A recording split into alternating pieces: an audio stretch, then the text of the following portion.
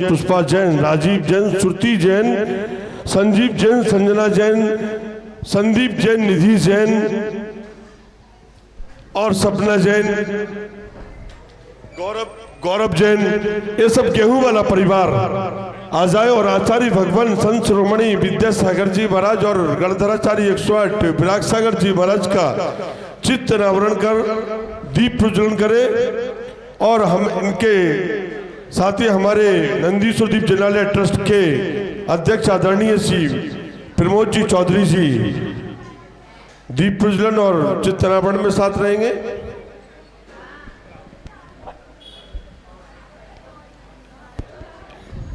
सभी महिलाएं भी आ जाएं। देखिए सबका बढ़िया फोटो ग्रुप आता है, हम उसके पास भेज देते हैं जिसका जो पुण्यार्चक होते हैं। और 2 बजे भगवान चुप चुप रहने में क्या राज है, यूं चुप ना सकोगे परमात्मा, मेरी आत्मा की ये आवाज है, जरा सामने तो आओ भगवान, चुप चुप रहने में क्या राज है, यूं चुप ना सकोगे परमात्मा, मेरी आत्मा की ये आवाज है। बोले परम पूज्य आचार्य गुरुदेव विद्यासागर जी महाराज की जय। बोले परम पूज्य गणाचार्य विराग सागर जी महाराज की। दीप प्रज्वलन करते हुए सौधर्मेंद्र परिवार।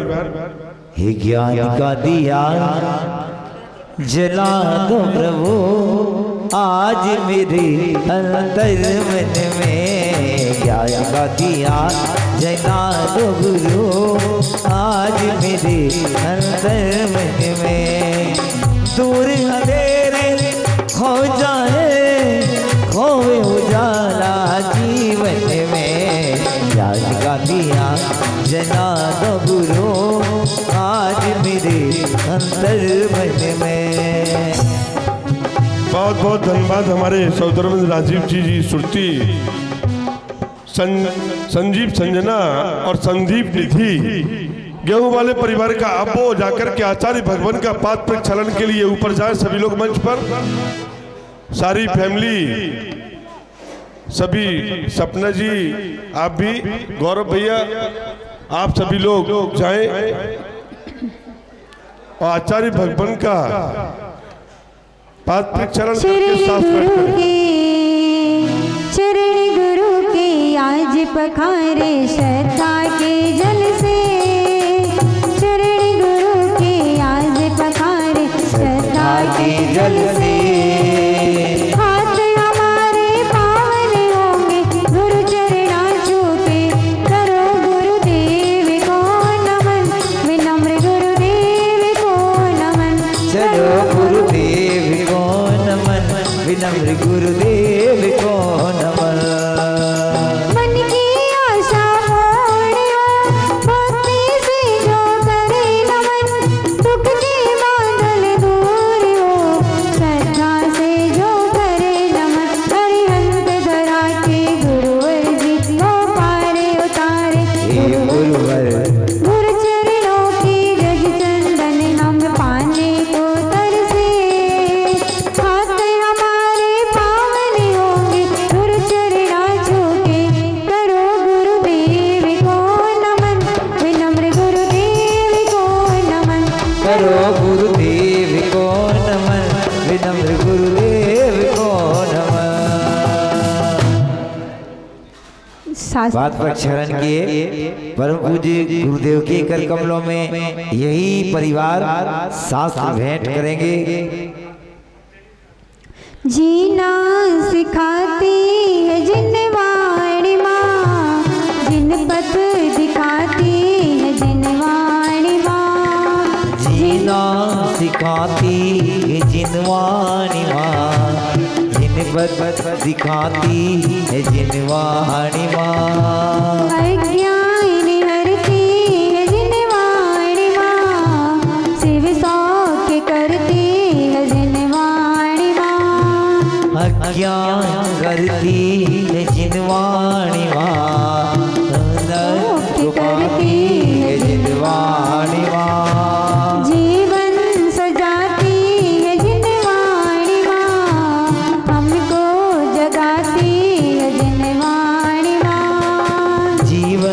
सजाती है जिनवानी माँ, हमको सजाती है जिनवानी माँ।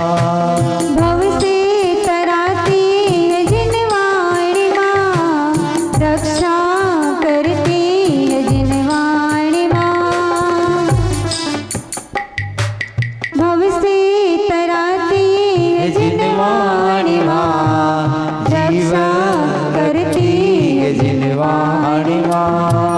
जीना सिखाती है जिनवाणी माँ, जिन पथ दिखाती है जिनवाणी माँ।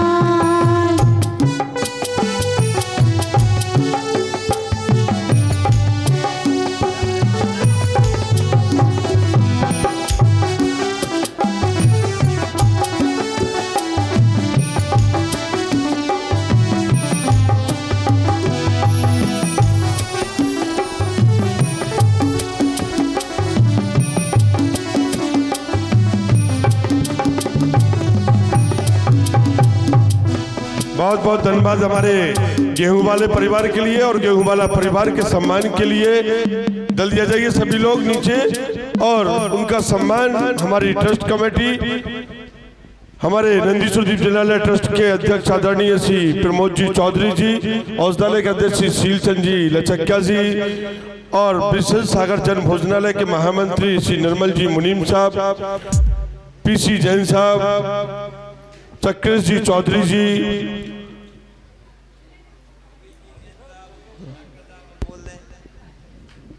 ये सभी लोग आ जाए और डॉक्टर सर्वज्ञदेव, सोनू बाबा जी आप भी आ जाइए। सभी लोग हमारे सौदरमंद परिवार में श्रीमती कुसुम जैन, श्रीमती पुष्पा जैन, राजीव जी जैन, श्रीमती सुरती जैन, संजीव जैन, श्रीमती संजना जैन, संजीव जैन, श्रीमती निधि जैन, श्रीमती सपना आर्या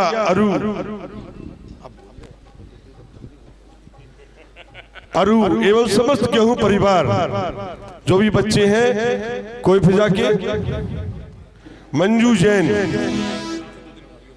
इनके माथे पे तिलक लगाओ। महिलाओं के सम्मान के लिए हमारी जो पाठशाला की बहनें श्री मीना पवैया, आरती और सरिता पार्षद, रीता जी, सुषमा जी आए और महिलाओं का सम्मान करें। नम्रता और ऋचा ये भी आ जाए। इनके माथे पे तिलक लगाओ और माला गले में पहनाओ, सब स्वागत में तालियां बजाओ। स्वागतम स्वागतम स्वागतम स्वागतम स्वागतम स्वागतम स्वागतम स्वागतम।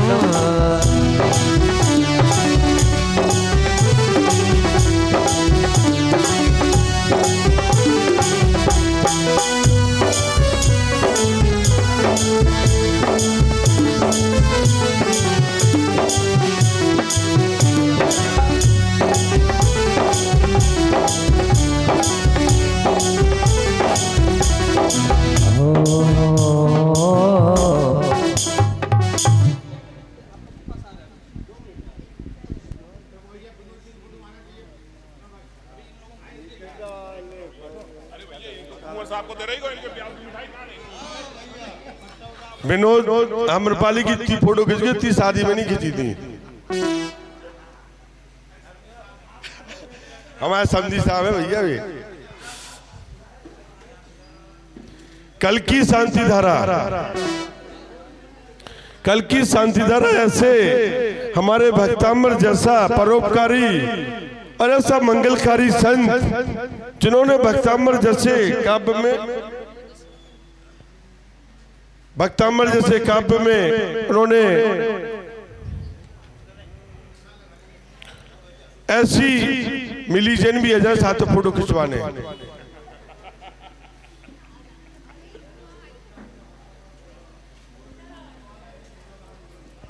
ऐसी उन्होंने उपाधि पाई है कि इनके मुख से हम सुन करके अपने जीवन को धन्य करेंगे।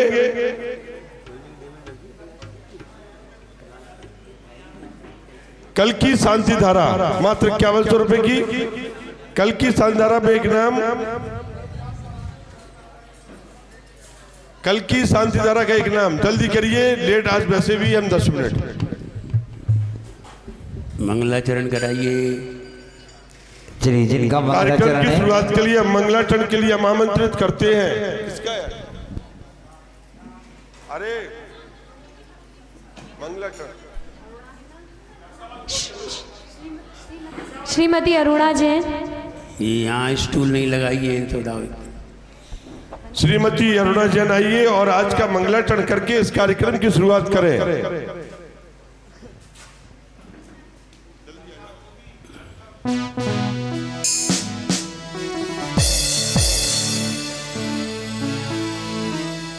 बीच में जो स्टूल रखे ना, स्टूल वाले इधर आ जाइए। बोला मूल नायक श्री नेमिनाथ भगवान की, बोला अनंतानंद सिद्ध परमेष्टि भगवान की। जिसके हृदय में प्यारो पीरे है जहान की, वही आदमी तो सारे जग में महान है। हिंसाओं के बीच में अहिंसाओं का मृज कर, प्रेम में वृक्ष रोपे वही असली किसान है। राग देश मोह की कतारों को जो छोड़ चुका, ऐसा वीर महावीर मेरा वर्धमान है। ऐसा वीर महावीर मेरा वर्धमान है। ऐसा वीर महावीर मेरा वर्धमान है। बोलो शासन नायक श्री महावीर भगवान की, आचार्य श्री विनम्र सागर महाराज जी की, आरिका संघ की। जीवन के किसी भी पल में बैराग उमड़ सकता है। जीवन के किसी भी पल में बैराग उमड़ सकता है। संसार में रहकर प्राणी संसार को तज सकता है।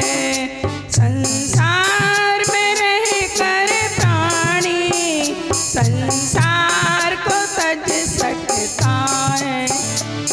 कहीं दर्पण देख विरक्ति, कहीं मृतक देख बैरागी। कहीं दर्पण देख विरक्ति, कहीं मृतक देख बैरागी। बिन कारण दीक्षा लेता वो पूर्व जन्म का त्यागी। बिन कारण दीक्षा लेता वो पूर्व जन्म का त्यागी।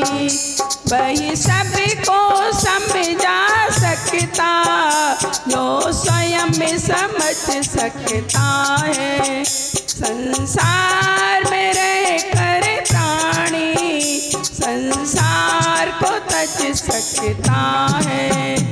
आत्मा तो अजर अमर है, हमें आयु गिने इस तन की।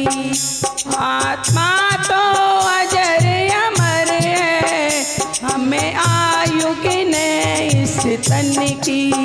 जैसा जीवन बनता है वैसी धारा चिंतन की। वही सबको समझा सकता जो स्वयं समझ सकता है। जीवन के किसी भी पल में बैराग उमड़ सकता है। शास्त्रों में लिखे थे जैसे वैसे पाए हमें गुरुवर। शास्त्रों में लिखे थे जैसे वैसे पाए हमें गुरुवर। तेजस्वी परम तपस्वी उपकारी विनम्र सागर। तेजस्वी परम तपस्वी उपकारी विनम्र सागर। जिनकी मृदुवाणी सुनकर हर प्रश्न सुलभ सकता है। सुनकर हर प्रश्न सुलझ सकता है। संसार में रह कर प्राणी संसार को तज सकता है। बहुत बढ़िया, तालियां बजा दीजिए। नमस्ते बाजी। जोरदार तालियां बजाओ। मंगलाचरण को एक मुक्तक में ही कल से जो भी तैयार करे एक ही मुक्तक गाना है। हमारे चातुर्मास कमेटी के स्वागत अध्यक्ष और हमारे शिक्षक महामंडल विधान के जो संयोजक रहते हैं और हमारे कंधे से कंधा मिलाते हैं, ऐसे हमारे राजीव भाई का जन्मदिन है। हम चाहते हैं कि श्रीफल भेंट करके आचार्य भगवान का पुनः आशीर्वाद ग्रहण करें। हमारे अध्यक्ष आदरणीय श्री प्रमोद जी चौधरी और कमेटी सभी लोग आ जाए और उनका माला पहना करके स्वागत करें। श्री शीलचंद जी लचक्या, निर्मल जी मुनीम साहब, चक्रेश जी चौधरी, विपिन जी सिंघई, पीसी जैन साहब, विनोद आम्रपाली, ये सभी लोग आ जाओ। सोनू भाभा, 2 मिनट का समय जल्दी करिए, आचार्य भगवान को सुनना है। श्री विमल जी सिंघई जी, सभी लोग नीचे से नीचे। सर्वज्ञ भैया एक मिनट आइए। हे मेरे सिर पर रख दो गुरुवर अपने ये दोनों हाथ, हे गुरुवर हमको दीजिए अपना आशीर्वाद, गुरुवर हमको दीजिए आशीर्वाद। मेरा एहसान होगा, मेरा कल्याण होगा, मेरा एहसान होगा, मेरा कल्याण होगा। पूजन की महिमा बतलाते भक्ता मर का ज्ञान मगात, दत्तु दत्तर का राज सराते जैन धर्म की गे गुरुदार। हो विनम्र तय रत्न सजाते, हो विनम्र करता संवार, गुरु विनम्र पद अधिक चढ़ाऊं, मेरा बारंबार प्रणाम। ओम रूम परम पूजनीय प्रशांत भाई तुम भी आ जाओ। ओम रूम परम पूजनो चरणाचार्य भगवान गुरुवर श्री विनम्र सगति वरे बिहंदर प्रत्यर्थ पामेति। देखिए जन्मदिन के दिन आचार्य गुरुदेव का आशीर्वाद प्राप्त देखिए हुआ। आज मैं बताऊं कि हमारे आचार्य भगवान बीच में विराजमान हैं और इन्होंने त्याग के रूप में आज 33वां एलक दीक्षा महोत्सव भी है। धन्य है उनके ऐसे चरित्र की, उनके ऐसे त्याग की, जिन्होंने ऐसा त्याग करके हमको जन जन तक और हमें जैन धर्म को आगे बढ़ाने में और हमें सदगति लाने के लिए उन्होंने जीवन भर प्रयास करते रहे। ऐसे आचार्य भगवान के बारे में हमारे विज्ञ सागर जी कुछ बताएंगे। अभी अब समय नहीं है। 1-2 मिनट का आचार्य भगवान आप भले परम पूज्य आचार्य भगवान गुरुवर श्री विनम्र सागर जी गुरुदेव की जय हो। अहिंसामयी जैन धर्म की। देखिए पूज्य गुरुदेव का आज अहिलक दीक्षा दिवस 33वां अहिलक दीक्षा दिवस है। आज के दिन परम पूज्य आचार्य श्री विराग सागर जी महाराज ने द्रोणगिरी सिद्ध क्षेत्र पर पूज्य गुरुदेव को अहिलक दीक्षा प्रदान की थी और अहिलक दीक्षा प्रदान करने के पश्चात इन्होंने पूरे बुंदेलखंड में जो धर्म प्रभावना की, भक्तामर शिविर के माध्यम से, पूजन शिविर के माध्यम से, भोपाल में भी एक चातुर्मास उस अवस्था में हुआ था और यहाँ पर भी उनका प्रभाव रहा था जो आज तक लोगों को याद है। तो और ऐसी महती धर्म प्रभावना करते हुए लोगों का इतना, यहाँ तक इतना कहना था कि इतनी प्रभावना तो कोई मुनि महाराज भी नहीं कर सकते जो एलक महाराज कर जाते हैं। इतना उनका प्रभाव था और इस तरह से 11 वर्ष तक एलक अवस्था में रह करके ललितपुर धर्म नगरी ललितपुर में 8 जून 2003 को पूज्य गुरुदेव ने इनको मुनि दीक्षा प्रदान की थी और मुनि दीक्षा प्रदान करके उसके बाद राजस्थान की ओर राजस्थान में रह करके 7-8 वर्ष के पश्चात पूज्य गुरुदेव ने इन्हें आचार्य पद पर सुशोभित किया था और आचार्य पद में अब ये प्रभावना कर रही हैं, निरंतर प्रभावना कर रहे हैं। आज हम इनका अहिलक दीक्षा दिवस मना रहे हैं और आगे चल करके आगामी काल में 2027 में पूज्य गुरुदेव का रजत मुनि दीक्षा दिवस मनाएंगे, माने 25वां मुनि दीक्षा दिवस मनाएंगे। वह बड़े ही धूमधाम से बहुत बड़ा कार्यक्रम करेंगे उस समय। और उस समय लगभग पूज्य गुरुदेव के कर कमलों से लिखे हुए, पूज्य गुरुदेव के कर कमलों से कम 10-15 ग्रंथ बड़े बड़े उनका प्रकाशन किया जाएगा और कुल मिलाकर के 25 ग्रंथों का उस समय प्रकाशन किया जाएगा। और भी बहुत सारे कार्यक्रम होंगे।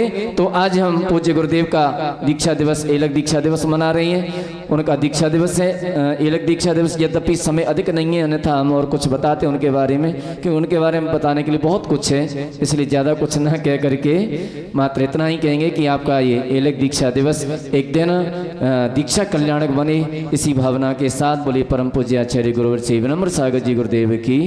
सभी लोग सतर्क मुद्रा में एक बार उच्च ध्वनि में नमोकार मंत्र का उच्चारण। ओम नमो हरिहंताणम, ओम नमो हरिहंताणम, ओम नमो सिद्धाणम, ओम नमो सिद्धाणम, ओम नमो आयर्यणम, ओम नमो आयर्यणम, ओम नमो वज्रायणम, ओम नमो वज्रायणम, ओम नमो लोय सवताउनम, ओम नमो लोय सवताउनम। आपने आपको आप में वर लिया, आपको चेतना को स्वयं ही प्रखर कर लिया, चेतना को स्वयं ही प्रखर कर दिया।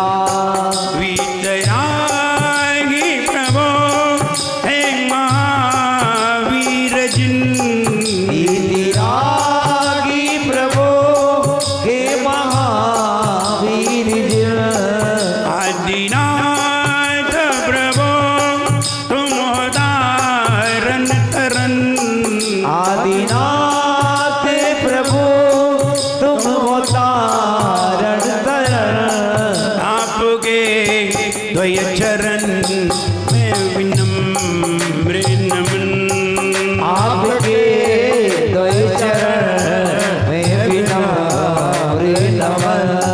त्याग के रूप तुम, धर्म के रूप तुम, त्याग के रूप तुम, धर्म के रूप तुम, ज्ञान के रूप तुम, ध्यान के रूप तुम, ज्ञान के रूप तुम, ध्यान के रूप तुम।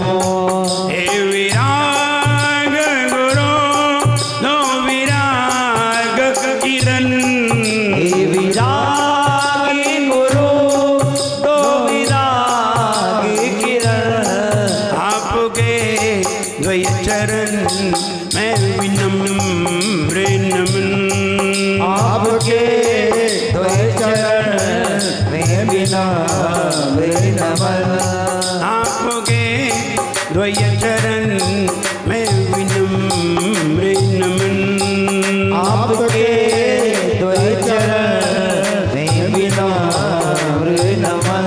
बोले एक जाना श्री आदिनाथ भगवान की, एक जाना श्री नेमिनाथ भगवान की, एक जाना श्री महावीर भगवान की, राम पूजाचार्य श्री मानुतुंग मुनि महाराज की, राम पूजाचार्य गुरु श्री विराट सागर जी गुरुदेव की, हिंसामयी जैन धर्म की, उत्तराचार्य ब्रह्म सागर महामुनिराज की, महामुनिराज की, महामुनिराज की। मन भरने की चीज नहीं इसका कोई बीज नहीं, मन भरने की चीज नहीं इसका नहीं, मन भरने की चीज नहीं, इसका कोई बीज नहीं। मन भरने की चीज नहीं, इसका कोई बीज नहीं। है कोई तरकीब नहीं, है कोई तरकीब नहीं, है कोई तरकीब नहीं, है कोई तरकीब नहीं। ज्ञान हृदय में आएगा, ज्ञान हृदय में आएगा, मन खुद ही भर जाएगा। ज्ञान हृदय में आएगा, मन खुद ही भर जाएगा। मन के भरते ही, ओ मन के भरते ही मन चुप हो जाए। जीवन है पानी की बूंद कब मिट जाए। ओ जीवन है पानी की बूंद कब मिट जाए रे। होंगी अनहोनी हो, होंगी अनहोनी, कब क्या घट जाए। जीवन है पानी की बूंद कब मिट जाए रे। ओ जीवन है पानी की बूंद कब मिट जाए रे। मन भरने की चीज नहीं, इसका कोई बीज नहीं। मन भरने की चीज नहीं, इसका कोई बीज नहीं। है कोई तरकीब नहीं, है कोई तरकीब नहीं। है कोई तरकीब नहीं, है कोई तरकीब नहीं। हम उसे भरने के लिए चले हैं जो कभी भरता नहीं है, और यही नहीं समझ पाए कि मन कभी भर सकते हैं या नहीं भर सकते। मन को भरने के लिए करना क्या पड़ेगा? आखिर मन इतना खाली हुआ कैसे कि जिसको हम आज तक नहीं भर पाए। अच्छे अच्छे राजा नहीं भर पाए, वे चक्रवर्ती 6 खंड के अधिपति, जिनके पास 18 करोड़ घोड़े, 84 लाख हाथी, 96,000 रानी, सोने के महल, ऐसी ऐसी चीजें उनके पास थी। 14,000 देव जिनकी आज्ञा में खड़े हुए थे, वे मन नहीं भर पाए। तुम तो ही कौन थी खेत की मूली, तुम लगते हो बिल्कुल मामूली, कैसे भर सकते हैं? और चले हैं मन को भरने के लिए, वस्तुओं को एकत्र कर रहे हैं, और करते करते वस्तुओं को एकत्र करते करते हम थक जाते हैं और यहाँ तक कि चुक जाते हैं, लेकिन मन भरता नहीं है। उसे भरने चले हैं, लेकिन मन भरा जा सकता है। मन को भरने की तरकीब कुछ और है, और तुम तरकीब कुछ और लगाते हो। तुम खाने पीने, पहनने, रहने और ऐसा आराम से मन को भरना चाहते हो। मन इससे नहीं भरता है। मन समझता है ये पागल है, ये हमें भरना चाहता है, ये जिंदगी में नहीं भर पाएगा। हुआ ये, जब नारद जी एक कटोरा लेके भीख मांगने के लिए निकले और राजा के द्वार पे पहुंच गए। राजा ने पूछा, बताओ क्या करना है, क्या चाहिए? बोले कुछ नहीं करना है, बस इस कटोरे को ही भरना है। राजा ने कहा, खोल दो खजाना, इसके कटोरे को भर दो। और हुआ ये, खजाना भरते भरते खजाना खाली हो गया, कटोरा फिर भी खाली था। वो कटोरा नहीं था, वो किसी मानव की खोपड़ी थी, भर ही नहीं पाए। राजा का खजाना खाली हो गया। तब राजा ने पूछा, ये कैसा कटोरा है? बोले ये कटोरा नहीं है, ये आदमी की खोपड़ी है, जो तुम नहीं भर पाए, हम नहीं भर पाए, दुनिया में कोई नहीं भर पाया, लेकिन भरने के लिए कोई दूसरी चीज से भरा गया। तो ये मन बिल्कुल चुप हो गया, बिल्कुल शांत हो गया। आइए, आज मन का विवेचन है। आज भक्तामृत में भी एक मन की बात कही जाएगी, उस मन की बात को सुनिए और आगे बताएंगे। भक्तामृतम प्रणत मौलि मनि प्रभानामुद्योतकं दलित पाप तमो वितानम सम्यक प्रणम्य जिन पाद युगम युगादावलम्बनं भवजले पततां जनानां संस्तुता सकलवाङ्मय तत्त्वबोधादुद्भूत बुद्धिपटुभिः सुरलोकनाथैः स्तोत्रैर्जगत् त्रितयचित्तहरैः रुदारैः स्तोषे किलाहमपि तं प्रथमं जिनेन्द्रं सम्पूर्णमण्डल शशाङ्क कला कलाप शुभ्रा गुणास्त्रिभुवनं तव लङ्घयन्ति संश्रितास्त्री जगति स्वरनाथमेकं कस्तान्निवारयति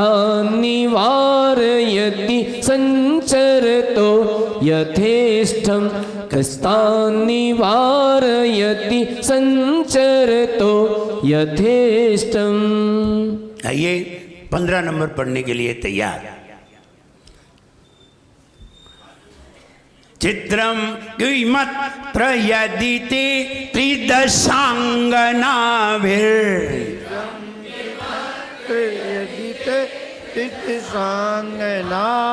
ध्यान दें। किमत्र किमत्र किम अत्र, अत्र को अत्र नहीं बोलते।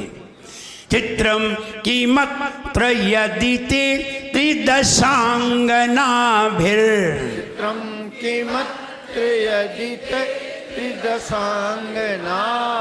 नितम मनागपि मनो न विकार मार्गम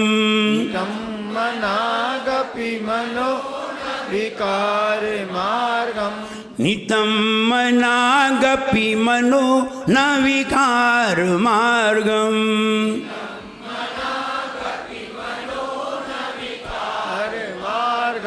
कल्पांत काल मरुता चलिता चलेन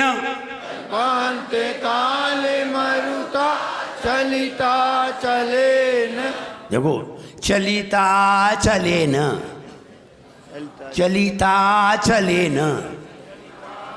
अब क्या जल का अचलेन अचलेन। जो चलायमान नहीं होते वे भी चलायमान हो जाते हैं। अचलेन चलिता चलेन चलिता चलेन। तो जो चलायमान होते हैं वे चलायमान हो जाते हैं। तो कौन सी खास बात है? चलिता चलेन चलिता चलेन बोलने का ढंग। आप फिर सुनिए मेरा। कल्पांत काल मरुता चलिता चलेन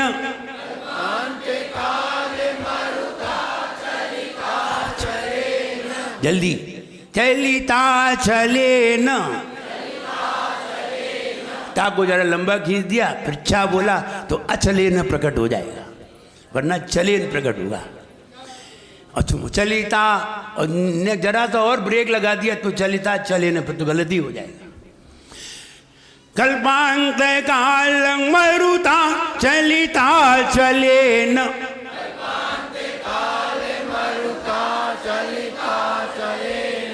किं मंदराद्रि शिखरम चलितम कदाचित्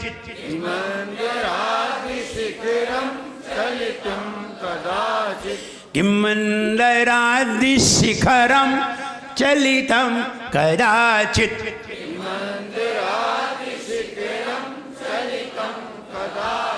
बढ़िए फिर आगे वही किमात्र नहीं चित्रम किमत्र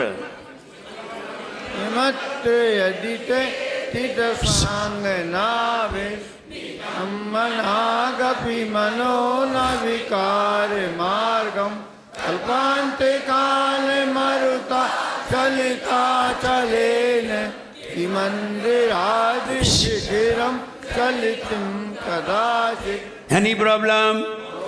सरल। सम्मान सौभाग्य संवर्धक। सम्मान सम माने सही तरीके से, मान माने मर्यादा। मान सम्मान अपमान बहुमान निराभिमान दुराभिमान, स्वाभिमान, मान से सारी चीजें बनी। मान से, मान मूल चीज है। अब मान सभी में आएगा और सभी में कहीं उपसर्ग लगे हैं, कहीं सफिक्स, कहीं प्रेफिक्स, कहीं प्रत्यय तो कहीं उपसर्ग, ये दोनों लगे हैं। इनसे विशेषता बढ़ती है। मान, मान किसे कहते हैं? मर्यादा में रहने को मान कहते हैं। मर्यादा में रहने को मान कहते हैं। आप बच्चे के साथ जा रहे हैं, छोटा बच्चा है, 4 साल का बच्चा है, और आप सिगरेट पीने लगे बच्चे के सामने, ये मर्यादा नहीं है। बच्चे के सामने आप गुटखा खाने लगे, ये मर्यादा नहीं है। बच्चे के सामने आप बाजार में खाने लगे, ये मर्यादा नहीं है। आप अपनी मर्यादा भूल रहे हैं, फिर बच्चा कल तुम्हारी मर्यादा भूलेगा। इसलिए मर्यादा में रहना, मर्यादा में रहना मान है। हम तो ड्रिंकिंग करके आए, बच्चे से कहें बेटा बुरी चीज है, ये तुम्हारी मर्यादा नहीं है। एक वकील साहब थे, घर पे बाहर दुकान थी, तो दुकान पे आके खड़े हो गए, वे ड्रिंकिंग करके आए होंगे। बच्चे के सामने उन्होंने एक कांच के गिलास में पी होगी, और पी होगी तो बच्चा बोला मुझे भी प्यास लगी है। तो वो बोले कि नहीं नहीं, वो वाला पानी बेकार था, हम तुम्हें अच्छा पानी पिलाते हैं। और मेरे घर के सामने आगे खड़े हो गए, बोले बेटा 1 गिलास पानी लाना, हम 1 गिलास पानी लाए। बच्चा बोला नहीं, उसी गिलास में पिएंगे जिसमें तुमने पिया था। नहीं वो गंदा था, तुमने क्यों पिया था? सारी दलील धरी रह गई उनकी। तो बच्चे ने कहा तुमने क्यों पिया था जब वो खराब था? अब हम लोग हंस रहे थे। देखा, बच्चे के सामने मर्यादा में रहना चाहिए। बच्चों के सामने पिता को मर्यादा में रहना चाहिए, और बच्चों को भी मर्यादा में रहना चाहिए। इसलिए मर्यादा में रहना मान है। ये क्या हुआ? मान। मान माने घमंड नहीं है, मान माने मर्यादा में रहना। सम्मान, जब आपने मर्यादा से भी ऊंचा कोई काम किया है तब आपका सम्मान होगा। आप रोज आते हैं, भक्तामर पढ़ते हैं, अपने मर्यादा से बैठते हैं, ये आपका मान है। लेकिन जब आपने भक्तामर में बैठ करके बढ़िया विधान किया, दान किया, तो मर्यादा से उठ करके काम किया, आपका सम्मान हुआ। मर्यादा से ऊपर काम करोगे तो सम्मान। आपने अच्छा काम किया मर्यादा से उठ करके, आपने कोई देवों का काम किया है। अभी आप मनुष्य में थे, मर्यादा में थे, लेकिन अब देवताओं जैसा आपने काम किया है, आपका सम्मान होगा। आप भगवान का अभिषेक करते हैं, पूजन करते हैं, रोज भगवान की सेवा करते हैं, ये देवों का काम है, मनुष्यों का काम नहीं है। किसका काम है? देवों का काम है। जब भगवान का जन्म होता है तो देव लोग ऊपर ले जाते हैं, एक भी मनुष्य नहीं जाते। मनुष्य में तो भगवान अकेले रह जाते हैं बस, और वही भगवान जा नहीं सकते, भगवान को ले जाया जाता है। भगवान नहीं जा सकते ऊपर सुमेरु पर्वत पर, उनको ले जाया जाता है। तो ये देवों का काम है, भगवान का अभिषेक करना, पूजन करना, शुद्ध वस्त्र पहनना। ऐसे लोग भविष्य में देवगति को प्राप्त करते हैं। जो अभिषेक पूजन नहीं करते उनके लिए 3 गतियां पड़ी तो हैं। जो मनुष्य पड़ी है, नरक गति है, त्रियंच गति पड़ी है, काय के लिए पड़ी है? वो तो उनके लिए जो भगवान की अभिषेक पूजन सेवा करते हैं, गुरुओं की सेवा करते हैं, संयम धारण करते हैं, उनके लिए देवगति है। तो जो मनुष्य से उठ करके काम करते हैं, मनुष्य से उठ करके काम कर, जो मनुष्य नहीं कर पाए उनसे अच्छा काम करते हैं, तो होता है सम्मान। और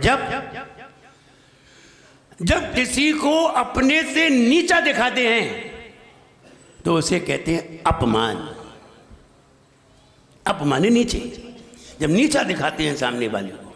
देखा, मेरे पास सोने की घड़ी है, क्यों दिखा रहे हो सोने की घड़ी है? धरे रहो अपने पास, बताने की क्या जरूरत है? ये क्यों बता रहे? तुम्हारे पास नहीं है, मेरे पास है, तुम्हारे। ये नीचा दिखाने की बात है। इसलिए जो नीचा दिखाने की बात आती है तो उसे अपमान कहते हैं। मान सभी में है, मान, सम्मान, अपमान, स्वाभिमान। स्वाभिमान उसे कहते हैं, लोग कहते हैं ना कि हम अपना स्वाभिमान रखते हैं, हम गए थे उन्होंने हमें पूछा ही नहीं। ये स्वाभिमान नहीं है। स्वाभिमान कहते हैं जैसे हमने मुनि पद को धारण किया, हमने व्रत को धारण किया, हमने भक्तामर पढ़ा और भक्तामर पढ़ के हमें अंतरंग में बड़ी खुशी हुई, आनंद आया, इसे कहते स्वाभिमान। व्रत लेकर के खुश होना, संयम लेकर के प्रसन्न होना, अच्छा कार्य करके अपने आप पर बहुमान करना, गर्व करना, इसे कहते स्वाभिमान। किसी से कहना नहीं मैं आज बहुत धन्य हो गया, मैंने आज भगवान की पूजन की, मैंने आज भगवान का अभिषेक किया, मैंने आज मुनिराज को आहार दिए, मैंने मुनिराज का प्रणाम किया, मैं आज धन्य हो गया। स्वाभिमान, नॉट अभिमान। कहते हैं डोंट बी प्राउड, अभिमान कभी भी नहीं करना चाहिए, बट बी प्राउड ऑफ, स्वाभिमान करो, अभिमान नहीं।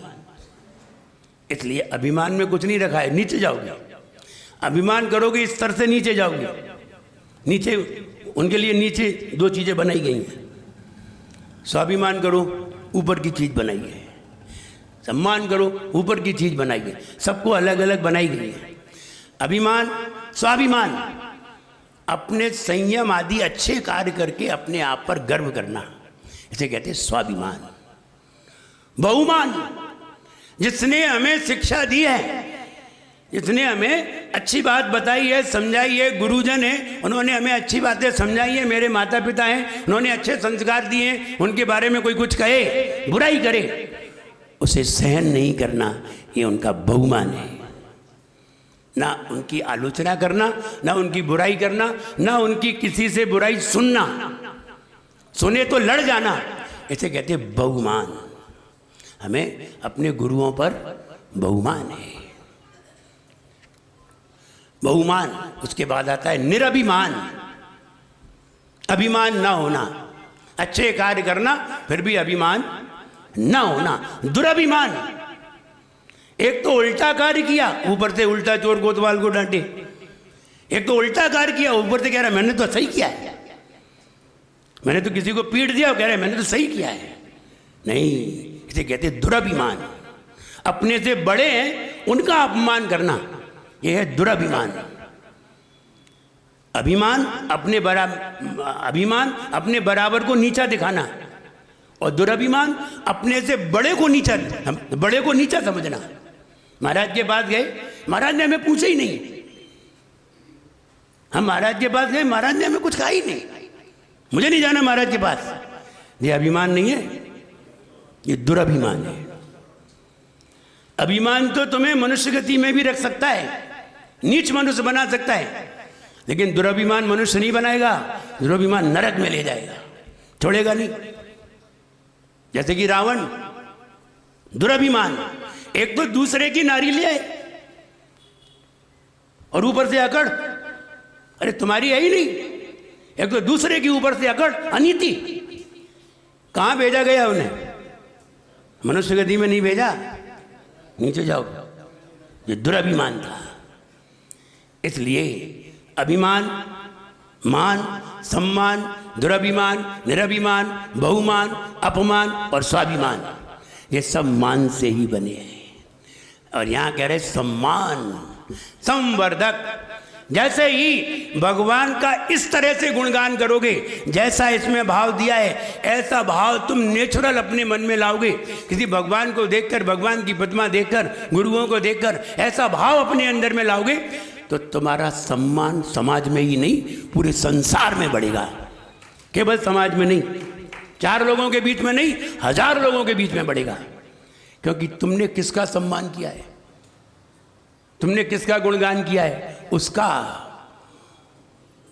जो सबसे ऊंचाई पर है, सबसे ऊंचाई पर है, तुमने उसका गुणगान किया है, उसका यशगान किया है, तुम्हें भी थोड़ी ऊंचाई तो मिलेगी। क्योंकि तुमने ऊंचाई का सहारा लिया है। हम ऊपर नहीं उड़ सकते, लेकिन किसी के सहारे से ऊपर जरूर जा सकते हैं। हम ऊपर नहीं उड़ सकते, लेकिन ऊपर किसी के सहारे से जा सकते हैं।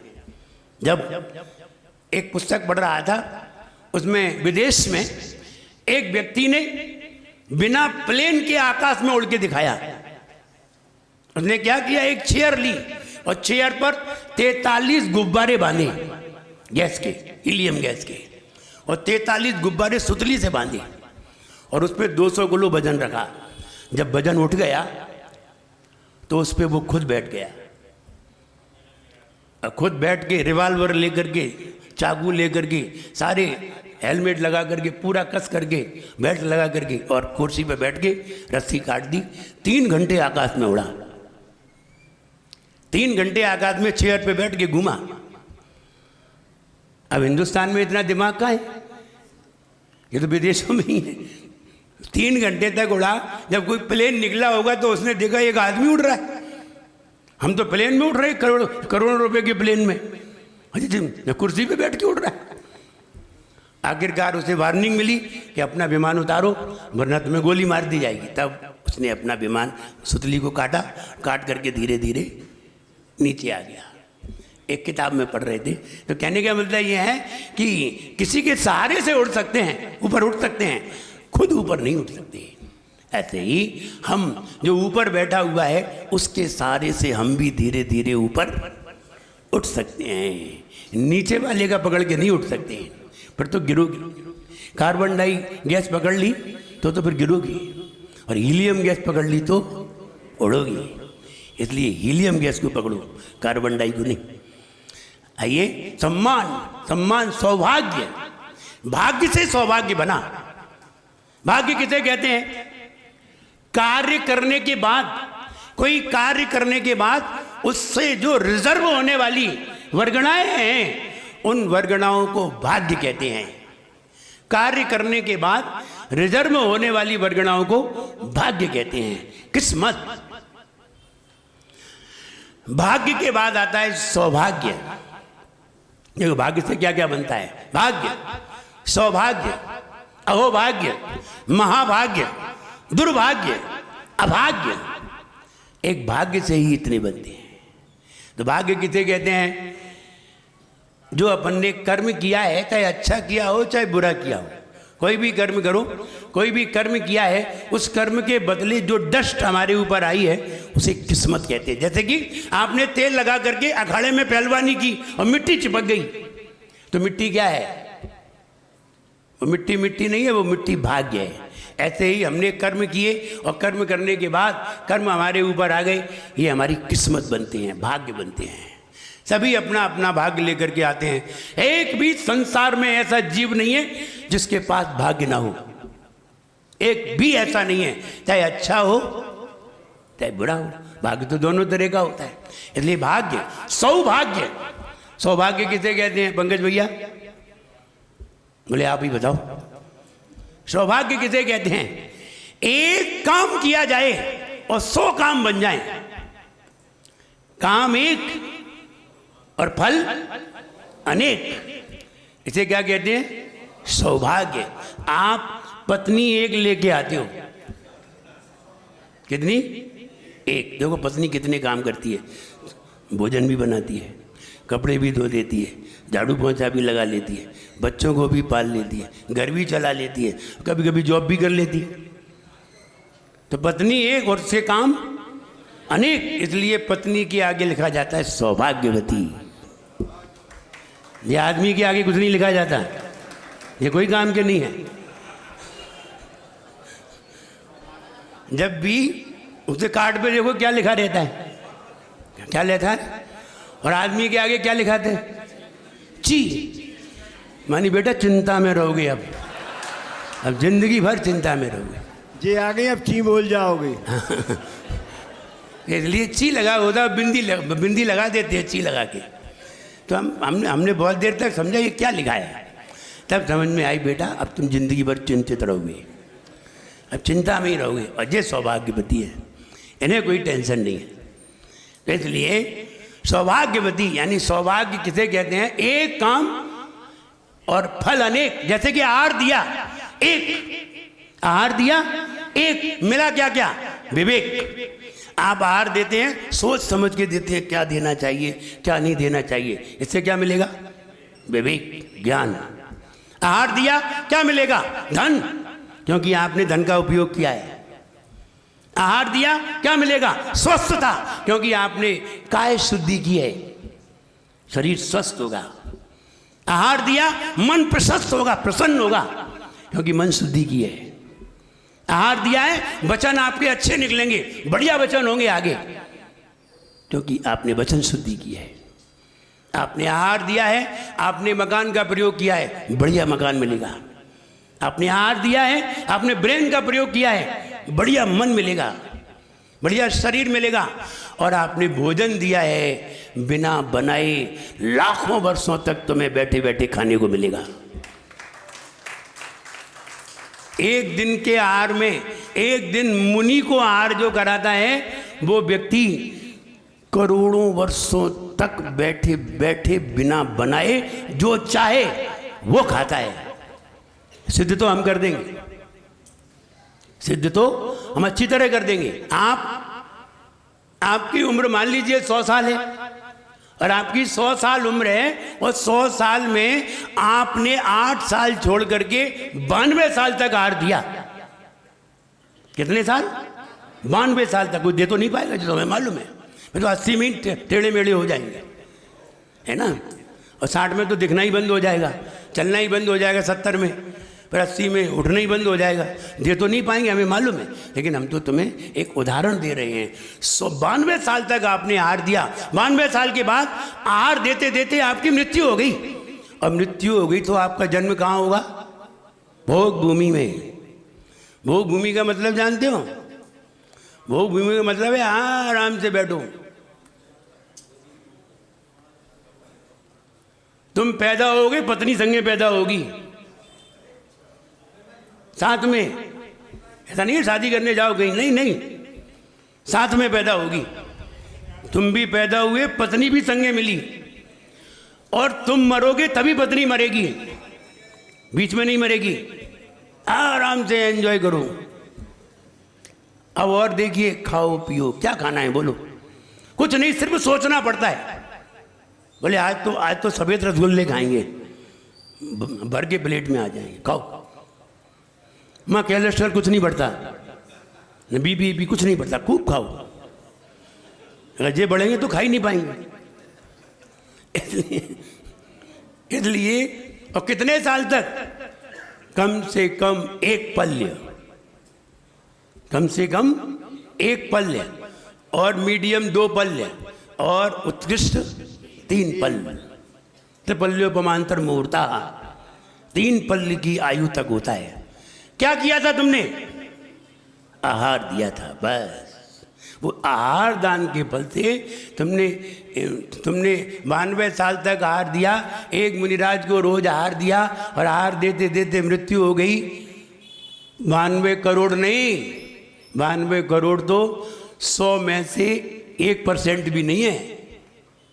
92 करोड़ 100 में से 1% भी नहीं है। 92 करोड़ क्या, 92 लाख करोड़ भी अभी 1% नहीं हुए हैं पल्ले के। इतने सालों तक आराम से लेटे लेटे बैठे बैठे खाना पड़ेगा। और क्या बढ़िया सुविधा है वहाँ, खाओ, लेकिन वहाँ जाना नहीं पड़ता, बस खाना पड़ता है। क्या बढ़िया व्यवस्था है वहाँ। जाना पड़े तो पूरा समय उसी में निकल जाए। सब फैसिलिटी वहाँ है। क्या किया था उसने एक मुनिराज को आहार दिए थे। हम ये कहना चाहते हैं कि आज भी पंचम काल की बात बता रहा हूँ, चौथे काल की तो है ही, पंचम काल की बात बता रहा हूँ। चौथे काल में तो करोड़ों वर्ष की आयु होती है। यहाँ 100 वर्ष की आयु में अगर हमें भोग भूमि प्राप्त होती है, हम रोज आहार देते हैं, समझना चाहिए आप बहुत धन्यभागी हैं। आपको भोग भूमि मिलेगी, और भोग भूमि के बाद आप सीधे यहाँ नहीं आओगे, फिर आप देवगति जाओगे। अब देवियाँ मिलेंगी, वहाँ 1 मिली थी, यहाँ 32 मिलेंगी। मजे है फिर तो। वहाँ तो 1 ही मिली थी, वहाँ दूसरी नहीं मिलेगी, वहाँ 1 ही मिली थी। और यहाँ देवगति में कम से कम 32 मिलेंगी, कम से कम। अब ज़्यादा से ज़्यादा की कोई काउंटिंग नहीं है, कितनी मिल जाए। तो कहने का मतलब ये है, एक मुनिराज को आहार देने का परिणाम क्या है। इसलिए हम तो ये कहते हैं, सब लोगों को मुनिराजों को आहार देना चाहिए। सब कम से कम आहार दे करके एक तो फाइनल कर लो, एक चीज तो फाइनल कर लो कि जो व्यक्ति आहार दे लेता है वो व्यक्ति नरक और त्रियंच गति में नहीं जाता। एक बार जिसने मुनिराज को हार दे लिए वो नरक और त्रियंच गति में नहीं जाता। अब इसका मतलब ये नहीं एक ही बार देंगे फिर निपट जाएंगे, नहीं नहीं, ये नहीं है। इसका मतलब ये है कि एक बार तुमने हार दे लिए तो इसका मतलब है अभी आपको नरक और त्रियंच गति 2 आयु का बंद नहीं हुआ है, ये फाइनल है। वही हार दे पाता है, वरना बाहर खड़ा रहता है चुपचाप, तुम्हें दो तुम्हें दो तुम्हें दो। दूसरों को तो दिलवाता है, खुद नहीं दे सकता। राजा शैणिक को नरक आयु का बंद हो गया था। राजा शैणिक के यहाँ रानी चेलना हार करा रही थी, राजा शैणिक बाहर खड़ा था गेट के बाहर, वो तुम दो तुम दो तुम दो, ये नहीं पड़ेगा, नरक आयु का बंद हो गया है। जिसको नरक आयु का बंद हो जाता है उसके घर में भी आहार हो रहा होगा तो भी वो आहार देने नहीं आ सकता है। हाँ बिल्कुल, थर्मामीटर है ही आगम में। इसलिए नरक और त्रियंच आयु का बंद हो गया है, आप कैसे भी आहार नहीं दे सकते। आप देते देते कपड़े भी पहन लोगे तो आपका फिर मन नहीं होगा, रहने दो रहने दो रहने दो। इसलिए अपनी पहचान कर लो कि हम नरक आयु में तो नहीं जा रहे हैं, वो तो नहीं गया, और हो गया है तो आप आ भी नहीं सकते, ये पक्के में। आपके सामने आहार होते रहेंगे, आपके घर में आहार होते रहेंगे, आपके परिवार वाले आहार देते रहेंगे, तुम नहीं दे सकते। सोन घड़ियों का क्या होगा फिर? होगा जी, हम ये थोड़ी कह रहे कि क्या होगा, हम तो ये कह रहे हैं कि वो जिसको त्रियंच और नरक गति का बंद हो चुका है वो आहार नहीं दे सकता, और जिसको देव आयु का बंद हो गया है और जिसको मनुष्य आयु का बंद हो गया है अथवा कोई आयु का बंद नहीं हुआ है वो आहार दे सकता है, वरना और कोई नहीं दे सकता। इसलिए यहाँ क्या बता, सौभाग्य, महिलाएं क्या है, सौभाग्यशाली हैं। महिलाएं घर में नहीं हो तो आहार देने की नौबत नहीं रहती। महिलाएं घर में नहीं हो तो कैसे आहार दोगे। वो पाय सागर महाराज थे तो पाय सागर महाराज गृहस्थ अवस्था में बहुत ही उद्दंड थे, सबके व्यसन उनके जीवन में थे, 7 व्यसन, एक भी व्यसन ऐसा नहीं था 7 क्या तो 8 होते तो 8 हैं, पूरे व्यसन उनके जीवन में थे। पत्नी शादी हो गई, पत्नी भाग गई अपने मायके भाग गई, क्योंकि जो शराब पीते हैं, सिगरेट पीते हैं, रात में खाते हैं, और वो धर्मात्मा थी, भाग गई। एक दिन आचार्य शांति सागर महाराज उस गांव में पहुंचे। गांव में पहुंचे तो वो सारे लोग उस व्यक्ति को देख करके भाग गए। जो ट्रस्टी लोग थे, समाज के श्रेष्ठी लोग थे, उनके साथ चल रहे थे आगवानी में, उन्होंने देखा सामने वो व्यक्ति खड़ा है उद्दंड, वो तो कुछ भी बोले, किसी को पीट दे, तो ऐसी साइकिल खड़ी करके बीच रोड पे खड़ा हो गया। तो जितने ट्रस्टी थे सब भाग गए पीछे से, महाराज दूसरी रास्ता से चलो। नहीं नहीं क्यों, बोले नहीं महाराज वो ये रास्ता ठीक नहीं है। क्या खराब है?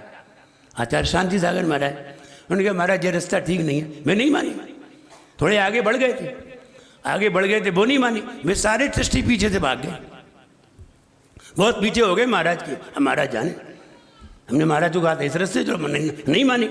अब हुआ ये कि सामने वो व्यक्ति साइकिल को ऐसी किए और खड़ा हुआ था, और ऐसी खड़ी। आचार्य शांति सागर महाराज जैसे ही उसके सामने आए और सामने आकर के, और जैसे ही उन्होंने उसको देखा तो वो तो पहले डरा, वो किसी से नहीं डरता, वो डरा, और डर के डरा तो आचार्य शांति ले चल कमंडल पकड़, और वो चुपचाप कमंडल पकड़ लिया उसने, कमंडल और पकड़ा दिया। अब वो चुपचाप पीछे पीछे था, अब वो पीछे पीछे, ट्रस्टी भी पीछे पीछे। अब पहुंच गए मंदिर में, अब वो भी मंदिर में बैठा। महाराज के पहली बार तो महाराज के पास गया, बैठा रहा मंदिर में। महाराज हार करने गए, देखता रहा, कभी दिया तो है ही नहीं, देखता रहा हार, देखते देखते ऐसे कई दिन बीत गए, 3-4 दिन बीते। तो लोगों ने कहा महाराज जी व्यक्ति बहुत खराब है, इसको अपने पास नहीं बिठाना है, बहुत बदमाश आदमी है। तो महाराज बोले तो क्या करना है, अब वो बैठता है तो हम क्या करें, तुम ही भगा दो, अब तुम में तो दम नहीं है और हमसे कहते हो। तो कभी कभी कहते ना खुद में तो दम नहीं हो, महाराज से कहलवा, तुम कह दो, हम क्यों कहते। तो महाराज चुपचाप रहे, और वो व्यक्ति बैठता रहा। और 4-5 दिन बाद वो भैयावृत्ति करने का उसका मन हो गया। सब लोग भैयावृत्ति करते देख करके उसका ही मन हो गया भैयावृत्ति। महाराज ने कहा, उसे मालूम चल गई महाराज को। महाराज ने नहीं, तुम रात्रि में भोजन करते? बोले हाँ करते। शराब पीते? बोले हाँ पीते। दूर रहो। बोले महाराज हम त्याग कर देंगे। चलो त्याग करो। फिर शराब का त्याग कराया, रात्रि का भोजन त्याग, सब त्याग करा दिए। सब त्याग करा, आपका भैया वृत्ति करो। अब भैया वृत्ति की और सब त्याग कर दिया उसने। अब महाराज को तो वो अच्छा लगने लगा और लोगों को फिर भी खराब लगता है, जी जाने कब उद्दंड हो जाए। तो लोगों ने, अब महाराज क्या करें, धीरे धीरे हुआ ये। एक दिन महाराज ने उसी की विधि ले ली, चल तेरे घर में चलते हैं। महाराज जब घूमे, पूरा गांव घूम लिया और उसका घर मालूम था, लोगों ने बता दिया था। उसके घर के सामने खड़े हो जाएं और देखें, और चौका ही नहीं था। पत्नी थी नहीं, पत्नी तो मायके में थी। तो हुआ ये, लोगों ने कहा वो तुम्हारे घर के आगे देख रहे हैं, हो सकता है कि तुम्हारी विधि हो। तो बोले मेरे यहाँ तो चौका ही नहीं है। तो मेरे चौका नहीं, तो चौका लगा ले, मेरे चौके में खड़ा हो जा।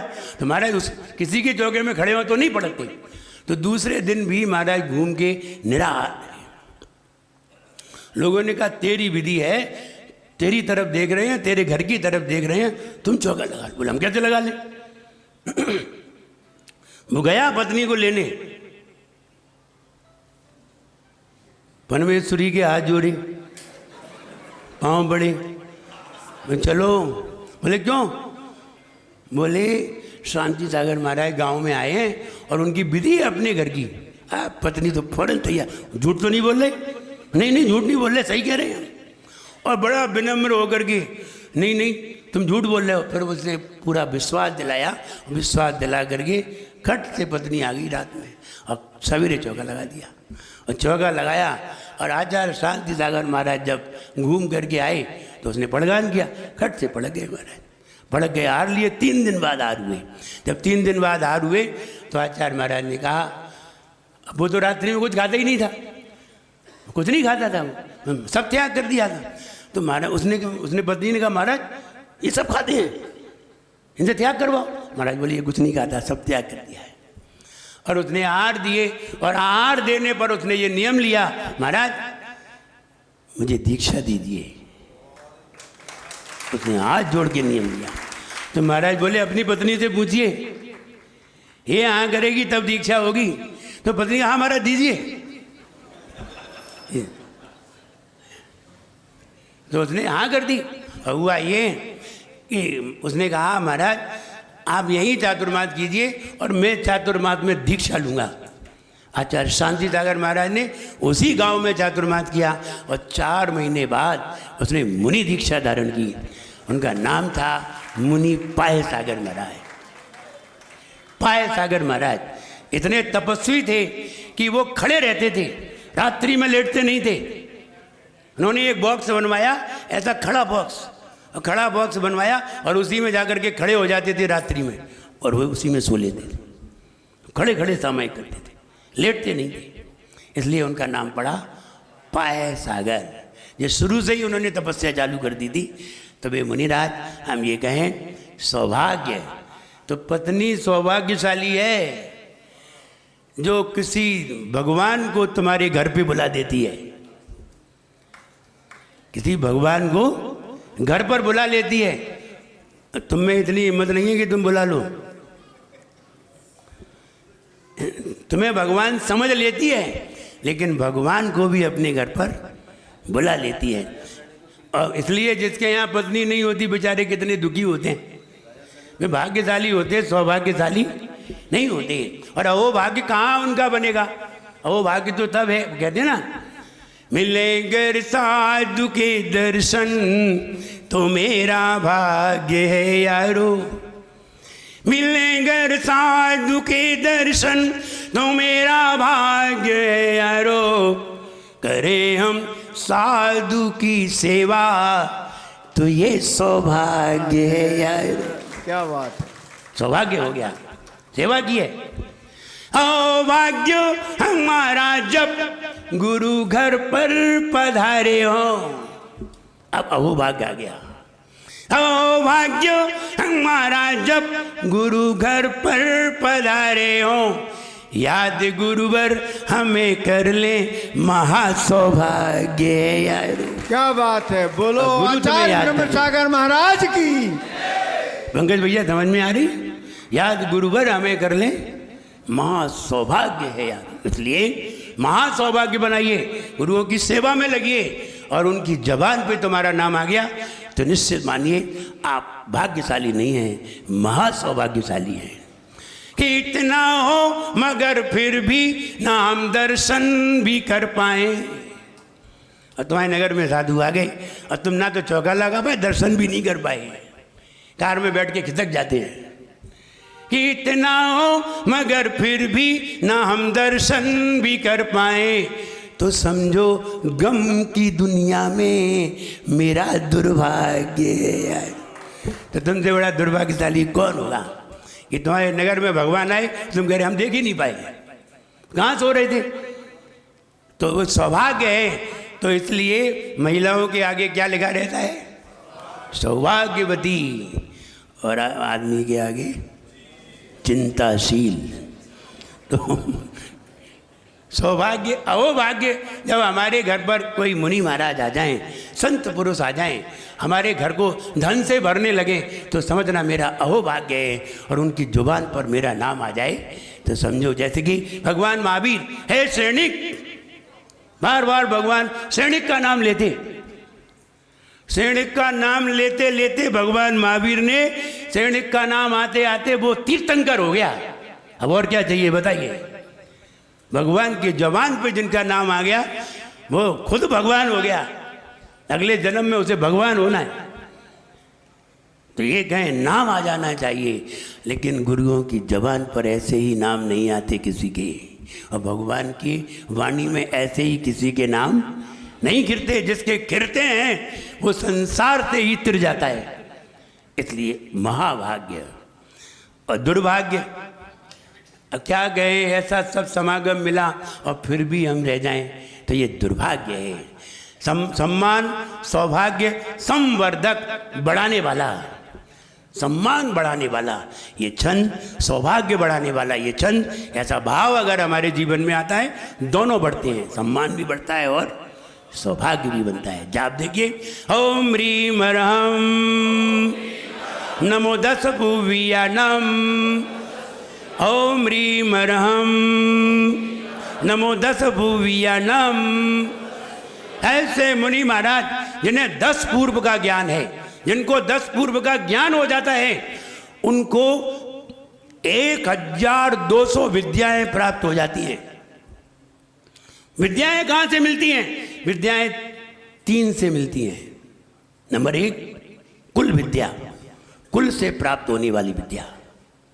नंबर 2 जाति विद्या, जाति से प्राप्त होने वाली विद्या। नंबर 3 तप विद्या, तप से प्राप्त होने वाली विद्या। कुल विद्या, कुल विद्या का मतलब है पिता के पास तुम्हारी कोई विद्या है, पिता विद्याधर है, पिता के पास कोई अच्छा ज्ञान है, विद्या है उन्हें, वो विद्या पुत्र को पिता से प्राप्त हो जाती है, इसे कहते हैं कुल विद्या। हाँ, आनुवांशिक क्या, जैसे पिता को डायबिटीज है,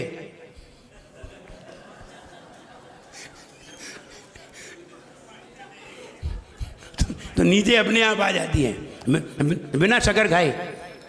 तुम शक्कर मत खाओ तो भी आ जाएगी। तो कुल विद्या, पिता के पास जो विद्या होती है वो बेटे में आ जाती है, इसे कहते हैं कुल विद्या। और कोई विद्या ऐसी होती है जो माँ के पास होती है, उसे कहते हैं जाति विद्या। तो माँ के पास जो विद्या है, माँ जब बच्चे को दूध पिलाती है तो अपनी विद्या उसे अंदर दिला देती है, इसे कहते हैं जाति विद्या। कुल विद्या, जाति विद्या। मान लीजिए माँ विद्याधरनी है और उसके बाद विद्याएं हैं, वो विद्या अपने बेटे को भी दे देगी। पिता के पास विद्या है तो पिता मंत्र विद्या, कोई भी विद्या हो, वो विद्या दे देगा। जैसे कि एक वैद्य जी थे, तो वैद्य जी थे, अब उनका बच्चा अभी 10th क्लास में पढ़ रहा था, और एक दिन वो दुकान पे बैठ गया, तो वो भी दवाई देने लगा। देख लिया उसने, पिताजी ये दवाई देते। एक दिन कोई आया, बोले मेरे घोड़े की टांग टूट गई है। तो बच्चे ने जितनी भी घोड़े की दवाई थी सब मिला दी, टिका दी। पिताजी होते तो 1-2 ही देते, 1-2 से ठीक नहीं होता फिर दूसरी देते, फिर दूसरे ठीक नहीं होता तीसरी देते, फिर चौथी देते। बच्चे ने सब मिला दी एक साथ। पिताजी बाहर गए थे, सब मिला दी तो एक ना एक से तो ठीक हो गई। घोड़ा 3 दिन में ठीक हो गया। वो जो आया बोले आपका बेटा बहुत विद्वान है। बोले क्यों? बोले तुम दवाई देते हो 15 दिन में ठीक होता है, उसने दी 3 दिन में ठीक हो गया। बोले इसने कौन सी दवाई दे दी, इसको तो हमने पढ़ाया ही नहीं है। बोले हमें क्या मालूम कौन सी दवाई देनी है, हमने सब मिला करके और दे दी, किसी न किसी से ठीक हो ही जाएगा। वो ठीक हो गया। तो ये कौन सी विद्या है? बताओ डॉक्टर साहब कौन सी विद्या है? ये कुल विद्या है, इन्हें फोकट में मिल गई। जैसे योगासन की विद्या हमें कुल विद्या से मिली है। योगासन हम सारे योग लगाते हैं, सारे योग लगा लेते हैं, ये विद्या कहाँ से मिली? ना हम कहीं योगाश्रम में गए, कहीं नहीं गए, लेकिन पिताजी से हमें प्राप्त हुई। तो ये कुल विद्या है। कोई पढ़ने की विद्या, समझने की विद्या, ये तार्किक शक्ति की विद्या, ये पिताजी की विद्या है, किसी और की विद्या नहीं है। ये शास्त्रों की विद्या सबसे पहले हमने पिताजी से ही पढ़ लिया। नहीं क्या जरूरत है बाहर जाने की, हमारे पिताजी ही पढ़ा देंगे। उन्होंने सब पढ़ा दिया। तो हम आचार्य श्री के पास गए, आचार्य श्री बोले पहले ये पढ़ना पड़ेगा। हमने आचार्य श्री हमें सब याद है, आप तुझे बताओ क्या सुनाना है। बोली तुमने कहाँ से पढ़ लिया? बोले पिताजी से पढ़ लिया आपने। बाद में पिताजी की भी दीक्षा होकर के उनकी समाधि हो गई। कहने का मतलब ये है कुल विद्या, जाति विद्या और एक तप विद्या। जब कोई मुनिराज तप करते हैं, उपवास करते हैं और तप करते हैं, तब उन्हें तप के द्वारा कई रिद्धियाँ प्राप्त हो जाती हैं। ये तप विद्या है, न कुल विद्या न जाति विद्या, तप विद्या है। तो 3 प्रकार की विद्या होती है, तप विद्या, कुल विद्या और जाति विद्या। ये 3 प्रकार की विद्याएं प्राप्त होती हैं। विद्याएं 1200 प्रकार की होती हैं, 700 लघु विद्याएं होती हैं और 500 महाविद्याएं होती हैं। 700 लघु और 500 महाविद्याएं होती हैं। जो 10 पूर्व के ज्ञाता मुनि महाराज होते हैं उनको 1200 विद्याएं प्राप्त हो जाती हैं। ये कौन सी विद्याएं हैं? आकाश में उड़ने वाली विद्या, अंतर्धान होने वाली विद्या, गायब हो जाने वाली विद्या। हम सामने दिख रहे हैं, गायब हो जाएं विद्या, पहाड़ में से निकलने वाली विद्या, कई विद्याएं हैं। सबको वश में करने वाली विद्या हम उसमें पढ़ते हैं। सकाम्य रूपित्व वशित्व महश्यम प्राकाम्य मंत्रदि मताप्ति माप्ता तथा प्रतिघात गुण प्रधाना स्वस्ति क्रिया सुपरमर्श। ये विद्याएं हैं, ईश्वर सबको वश में करने वाली विद्या। ये सारी विद्याएं उन मुनिराज को प्राप्त हो जाती हैं जो 10 पूर्व के ज्ञाता होते हैं। लेकिन ये 10 पूर्व ज्ञाता 2 प्रकार के होते हैं। एक वे होते हैं अभिन्न 10 पूर्वी, एक होते हैं भिन्न 10 पूर्वी। भिन्न 10 पूर्वी का मतलब है जो विद्याओं का प्रयोग करने लगते हैं।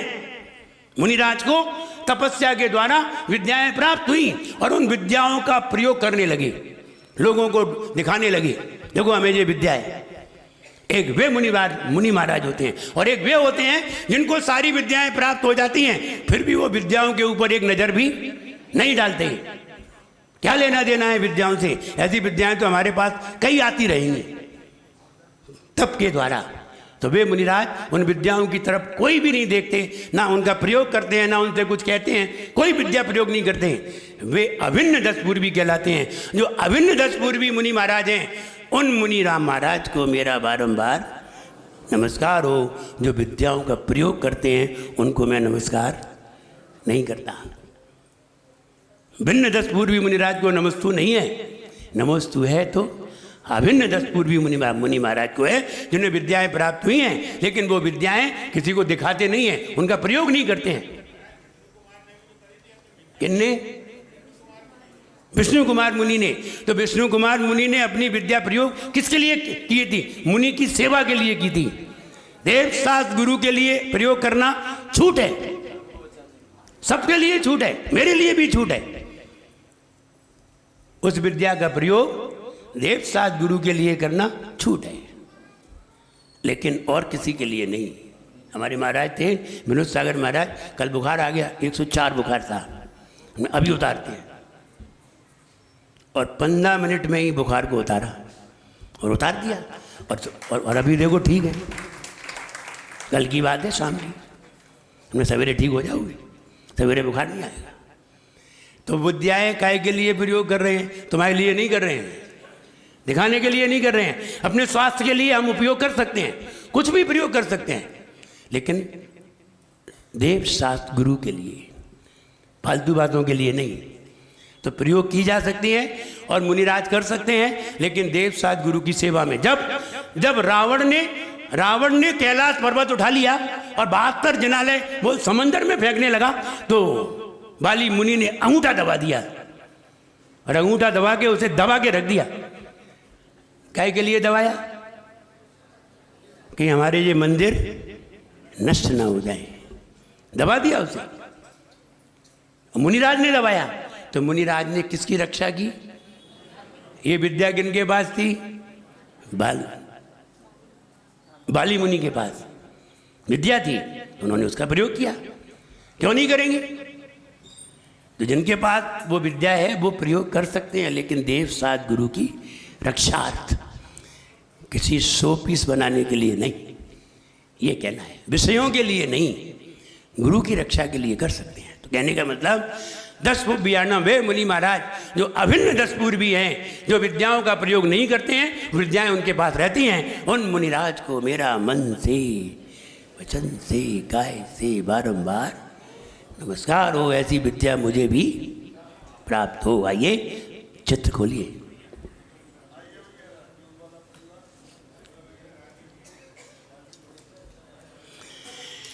चित्र में दिखाया गया है सुमेरु पर्वत, जो आपने हस्तिनापुर में देखा होगा। हस्तिनापुर में सुमेरु पर्वत देखा है, और सुमेरु पर्वत की चोटी पर सबसे ऊपर भगवान विराजमान है, आदिनाथ भगवान विराजमान है। ऐसा दिख रहा है। चारों तरफ नृत्यांगनाएं नृत्य कर रही हैं, और भगवान सुमेरु पर्वत की चोटी पर विराजमान किए गए हैं। अब देखिए क्यों किए गए हैं चोटी पर विराजमान, नीचे कर देते। देवांगनाएं क्या जाहिर कर रही हैं, अब आगे इस छंद में बताया गया है। छंद देखिए। चित्रम किमत्र, चित्रम किमत्र कहते हैं ये ते, यदि ते तितसांग नाविर, देवांगनाओं के द्वारा, यदि देवांगनाओं के द्वारा, चित्रम इसमें, किम क्या, अत्र यहां, इसमें यहां आश्चर्य ही क्या है? यदि ते आपको देवांगनाओं के द्वारा, नीतम मना अपि, जरा सा भी, मना माने जरा सा भी, अपि माने भी, जरा भी, मनो न विकार मार्गम, ये देवांगनाओं के द्वारा आपके मन में रंच मात्र भी विकार पैदा नहीं हो सका। देवांगनाओं के द्वारा आपके मन में रंच मात्र भी विकार, ये देवांगनाएं आपके मन में रंच मात्र भी नीतम विकार नहीं ला सकी। इसमें कोई आश्चर्य नहीं है, इसमें कोई आश्चर्य नहीं कि ये देवांगनाएं आपके मन में रंच मात्र भी विकार पैदा नहीं कर पाई, नहीं कर सकी।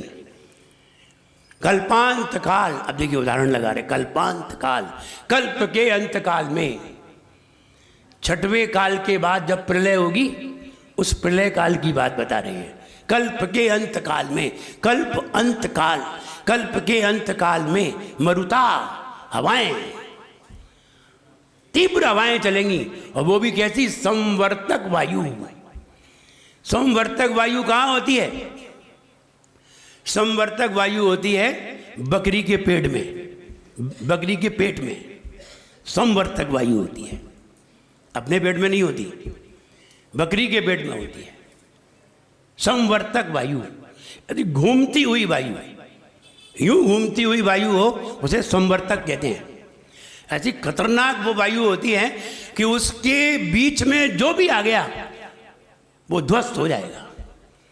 और जब प्रलय काल की हवाएं चलती हैं, 7 दिन तक ये हवाएं चलती हैं, तो एक भी मकान, एक भी पहाड़, एक भी पेड़ कोई भी नहीं बचते, सब ध्वस्त हो जाते हैं, सब जमीन दोज हो जाते हैं, पहाड़ तक हो जाते हैं, बड़े बड़े पहाड़ भी जमीन दोज हो जाएंगे। जब भी गिरनार पर्वत देख रहे हैं, प्लेग्राउंड हो जाएगा, बिल्कुल प्लेन, ये भी इतना सा भी ऊंचा नहीं होगा, बिल्कुल प्लेन हो जाएगा उस हवा के कारण। ये वायु है, संवर्तक वायु। तो कल्पांत काल, कल्प के अंतकाल में वो कब चलेगी हम ये भी बता देंगे, टाइम भी बता देंगे, इतने समय चलेगी, ये वाले दिन चलेगी। लेकिन क्या फ़ायदा है टाइम जानने से, तुम होगे तो हो नहीं, क्योंकि ये 39,425 वर्ष बाद होगा, 421 वर्ष बाद। 39,000 आज से 39,000 लगभग 421 वर्ष बाद होगा ये, और तब से ये घटना घटेगी।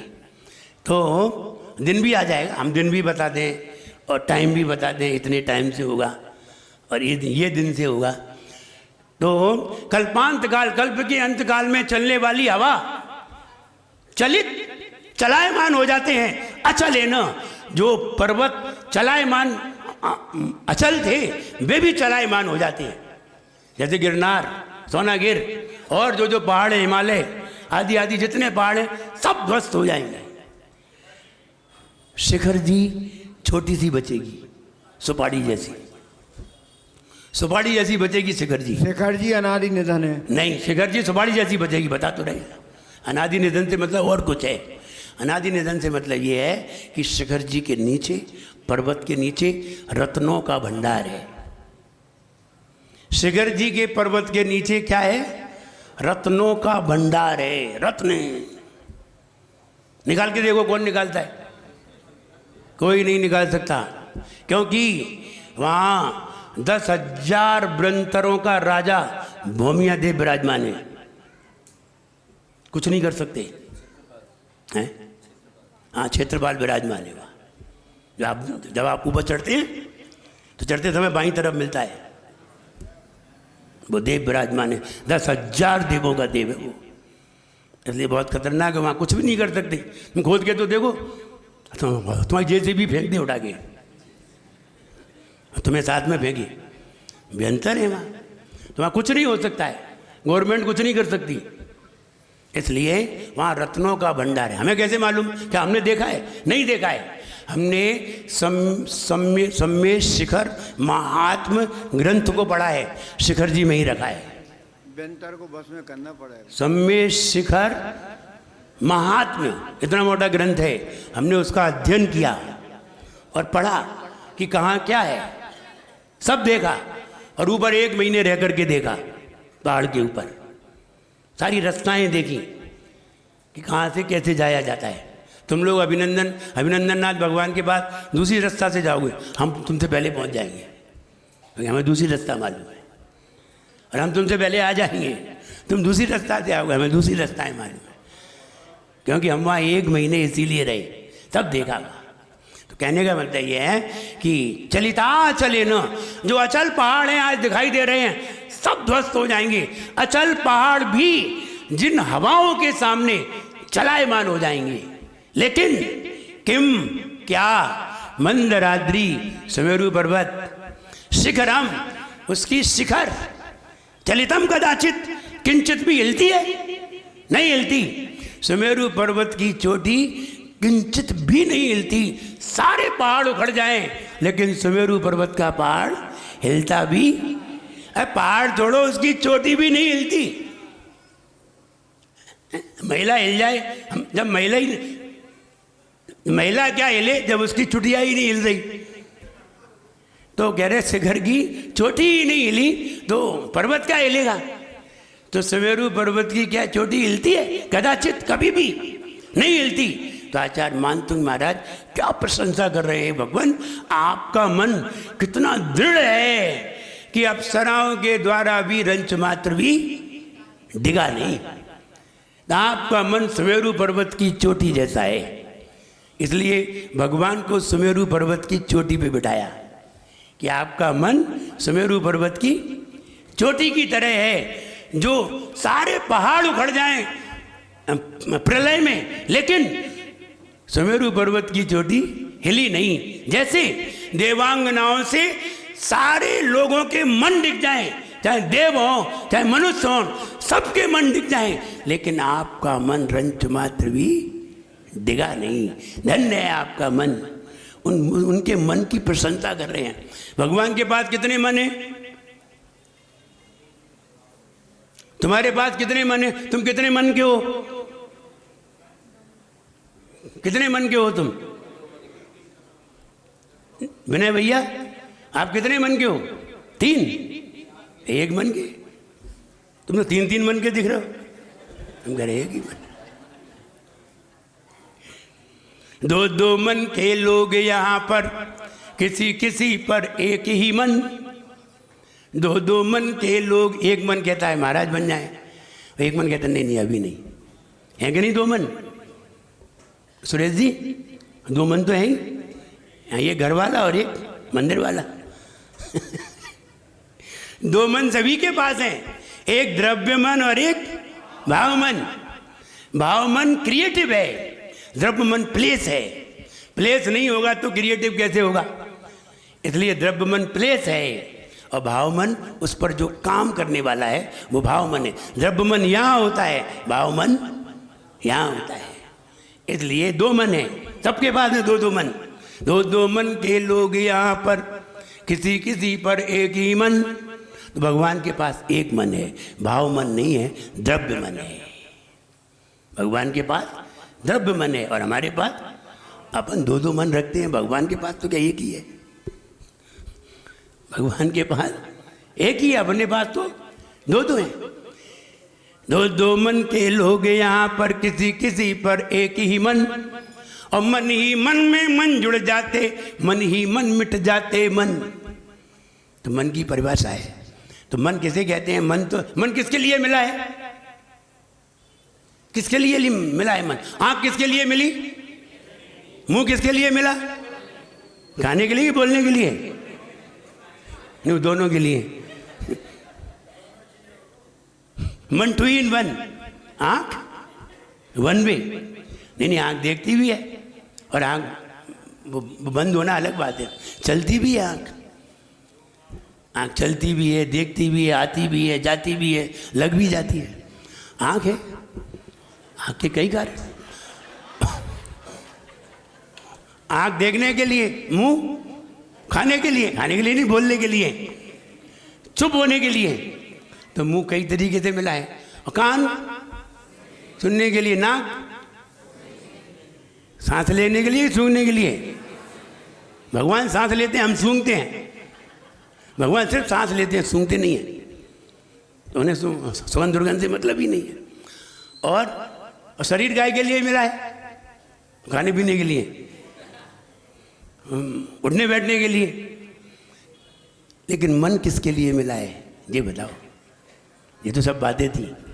मन किस लिए मिला है? चिंतन के लिए। मन मिला है निर्णय के लिए। मन जस्टिस है, निर्णायक है, वो निर्णय करता है। तुम जा रहे हो, सामने गड्ढा है, मोटरसाइकिल चला रहे हो, तो मन रुक जाओ, ब्रेक लगा देगा मन। तो किसने रोका? मन ने। तो मन ने निर्णय दिया कि गिर जाओगे, तो खट से रुक गए। तो मन निर्णायक है, लेकिन तुम्हारा मन तो बुद्धू है। अच्छा निर्णय नहीं कर सकते कि हमें कहाँ चलना चाहिए, संसार में जाना चाहिए कि मोक्ष मार्ग में जाना चाहिए। निर्णय ही नहीं कर पाए। तो इसलिए मन सभी के पास है। तो यहाँ ये कहा है भगवान, आप जैसा मन किसी के पास नहीं है। सबके मन देवांगनाओं से डिग गए, लेकिन आपका मन रंच मात्र भी नहीं डिगा। जैसे प्रलय काल में वायु से सारे पहाड़ उखड़ गए, लेकिन सुमेरु पर्वत की चोटी हिली भी नहीं। आपका मन सुमेरु पर्वत की चोटी की तरह है। आपका मन कितना स्ट्रांग है, कितना दृढ़ है, ये बात कौन बता रहे हैं? ऐसा ही मन अपना बनाइए। उड़ना था हमको गगन में, उड़ना था हमको गगन में, नापने सागर, नापने सागर, अपने काट डाले, पंख अपने काट डाले, खुद यहाँ आकर, खुद यहाँ आकर गम यही ये जिंदगी गमगीन कर गया, मेरा जीवन कोरा कागज कोरा ही रह गया। मेरा जीवन कोरा कागज कोरा ही रह गया, जिंदगी को लख न पाया और मर गया, मेरा जीवन थोड़ा सा था कोरा ही रह गया, मेरा जीवन। हाँ, दूसरे को दिखा रहे, खुद नहीं देख रहे। हाँ, देख ले देख ले। तो यहाँ यही कहा है भगवान। हाँ, दुनिया दूसरे को तो दिखाती है और खुद नहीं देख पाती है, इसलिए तो यहाँ यही कहा आचार्य मानतुंग महाराज ने, भगवान आपका मन इतना दृढ़ है सुमेरु पर्वत की चोटी के समान कि सारे पहाड़ उखड़ गए लेकिन सुमेरु पर्वत की चोटी हिल भी नहीं पाई। जब वैसे ही हे भगवान देवांगनाओं के द्वारा सबके मन डिग गए लेकिन आपका मन रंच मात्र भी नहीं डिगा। उनके मन की प्रशंसा की जा रही है और ऐसी प्रशंसा निरंतर करते रहना चाहिए। और ऐसी प्रशंसा करोगे तो एक दिन तुम्हें भी वे गुण प्राप्त हो जाएंगे जो गुण भगवान को प्राप्त हुए। आइए फीट करने के लिए तैयार।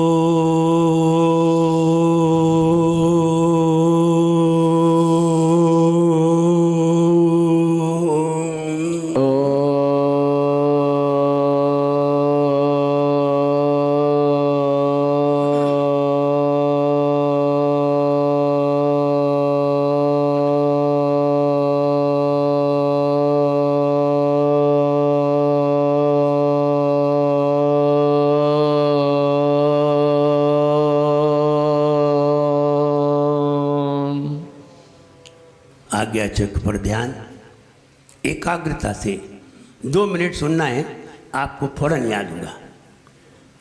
हे भगवान प्रलयकारी हवाओं से, हे भगवान प्रलयंकारी हवाओं से सारे पहाड़ उखड़ जाएं लेकिन सुमेरु पर्वत की चोटी हिलने भी नहीं पाती। हे भगवान प्रलयंकारी हवाओं से सारे पहाड़ उखड़ जाएं लेकिन सुमेरु पर्वत की चोटी हिल भी नहीं पाती। वैसे ही अप्सराओं से सबके मन डिग जाएं, वैसे ही अप्सराओं से सबके मन डिग जाएं लेकिन आपका मन रंच मात्र भी नहीं डिग सका। हे भगवान प्रलयंकारी हवाओं से सारे पहाड़ उखड़ जाएं लेकिन सुमेरु पर्वत की चोटी हिल भी नहीं पाती।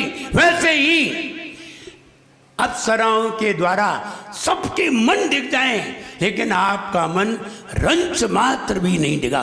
वैसे ही अप्सराओं के द्वारा सबके मन डिग जाएं लेकिन आपका मन रंच मात्र भी नहीं डिग सका। हे भगवान प्रलयंकारी हवाओं से सारे पहाड़ उखड़ जाएं लेकिन सुमेरु पर्वत की चोटी हिल भी नहीं पाती। वैसे ही अप्सराओं के द्वारा सबके मन डिग जाएं लेकिन आपका मन जरा सा भी नहीं डिग पाया। रिपीट, हे भगवान, हे भगवान, प्रलयंकारी हवाओं के द्वारा सारे पहाड़ उखड़ जाएं, लेकिन सुमेरु पर्वत की चोटी हिल भी नहीं पाती, वैसे ही अप्सराओं के द्वारा सबके मन डिग जाएं, लेकिन आपका मन रंच मात्र भी नहीं डिगा। हे भगवान, प्रलयंकारी हवाओं के द्वारा सारे पहाड़ उखड़ जाएं, लेकिन सुमेरु पर्वत की चोटी हिल भी नहीं पाती, वैसे ही अप्सराओं के द्वारा सबके मन डिग जाएं, लेकिन आपका मन रंच मात्र भी नहीं डिगा। क्लियर? सुनाइए, कौन सुना रहे? सर्व की सुना रहे हैं। सर्व को तो सब मालूम रहते। हे भगवान, हे भगवान, प्रलयकारी हवाओं के द्वारा जैसे सारे पहाड़ मिट गए, लेकिन सुमेरु पर्वत का चोटी रंच मात्र भी नहीं हिली, वैसे ही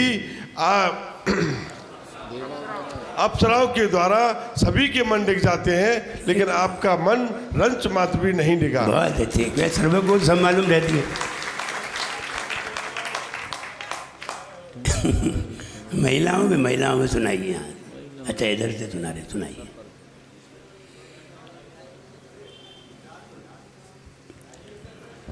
आचार्य श्री के चरणों में नमोस्तु।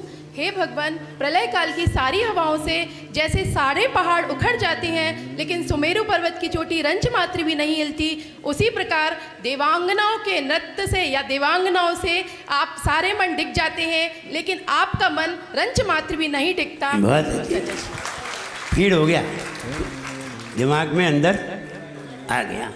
प्यारे आदिनाथ भगवान, करें गुरु मान तुंग गुणगान, जिन्हें चित धोख हमारी है। भक्तामर स्तोत्र की महिमा सबसे न्यारी है, हमारी सुन लियो हृदय में सुन लियो। महादेवियों के द्वारा भी तुम्हें डिगा नहीं पाया, इसमें अचरज नहीं है भाई, अद्भुत प्रभु की माया। प्रलयंकारी हवा चले तो पर्वत सब हिल जाए, मगर मेरु पर्वत की चोटी कभी न हिलने पाई। महाशक्ति के प्रभु धाम, जिन्हें गाये बड़ा सम्मान, यही अभिमान निवारी है। भक्तामर स्तोत्र की महिमा सबसे न्यारी है, हमारी सुन लियो हृदय में सुन लियो।